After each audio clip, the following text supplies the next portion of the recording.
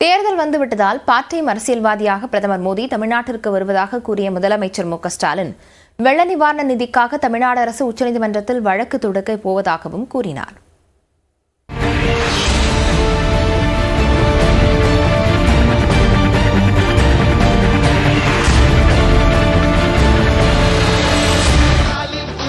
வேலூர் திமுக வேட்பாளர் கதிர் ஆனந்த், அரக்கோணம் திமுக வேட்பாளர் ஜெகத் ரட்சகனை ஆதரித்து வேலூர் கோட்டை மைதானத்தில் நடைபெற்ற தேர்தல் பரப்புரை கூட்டத்தில் முதலமைச்சர் மு க ஸ்டாலின் பேசினார்.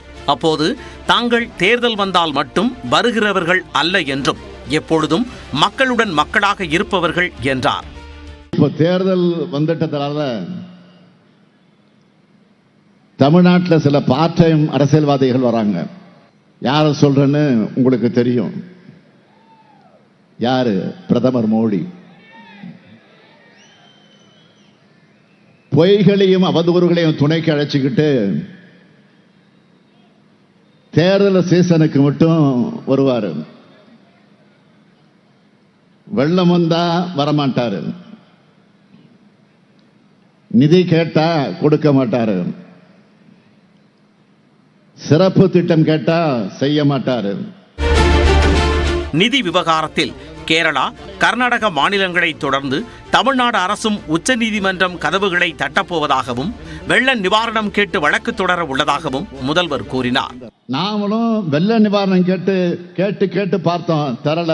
உச்சநீதிமன்றத்தில் வழக்கு போட போறோம். திமுக அரசின் திட்டங்கள் இந்தியாவிற்கு மட்டுமல்ல உலகத்திற்கே முன்னோடியாக இருக்கிறது என்று கூறிய முதல்வர் காலை உணவு திட்டம் கனடா நாட்டில் கொண்டு வரப்பட்டுள்ளது குறித்து குறிப்பிட்டார். எதிர்க்கட்சியாக இருக்கின்ற பொழுது எப்படி பாஜகவை எதிர்க்க முடியும் என எடப்பாடி பழனிசாமி பேசியது குறித்தும் முதல்வர் விமர்சித்தார். நாம சொன்னோம், எதுக்காகவும் நீங்க மோடியை விமர்சிக்க மாட்டீங்க, ஏன்னா கள்ள கூட்டணி. அதுக்கு பழனிசாமி புது டைலாக் சொல்றாரு, நாங்க எதிர்க்கட்சியாக இருக்கோம், எப்படி மோடி எதிர்க்க முடியும்? ஆளுங்கட்சியா இருந்தா எதிர்ப்பேன்னு வியாக்கானம் பேசுகிறார். மக்கள் விரோத சட்டங்கள் எல்லாம் கொண்டு வந்தப்போ இந்த புலிப்பாண்டி எலிப்பாண்டியா மாறி பாஜகவுக்கு காலில் போய் விழுந்து கிடந்தாங்களா? மேலும் கரகாட்டக்காரன் பட காமெடியை எடப்பாடி பழனிசாமியுடன் ஒப்பிட்டும் முதலமைச்சர் பேசினார். கரகாட்டக்காரனும் படம் பார்த்திருப்பீங்க, ஃபேமஸான படம் கரகாட்டக்காரன். அந்த படத்துல கவுண்டமணி காமெடி வரும்,